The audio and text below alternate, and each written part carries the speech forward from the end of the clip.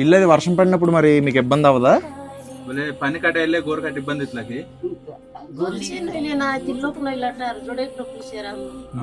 తాగడం గట్రా అవుతుందంట. ఇద్దరే లేడీస్ ఉండడం వల్ల ఎవరు లేరంట.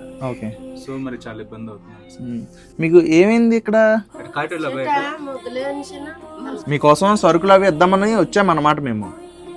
2 నెలల ముందు చెప్పాను చూడండి ఎవరైనా ఉంటాయని. సో వీళ్ళు చెప్పారు, అందుకే మీకోసం వచ్చాం చూద్దామని. మీకోసం చీర తీసుకొచ్చాం.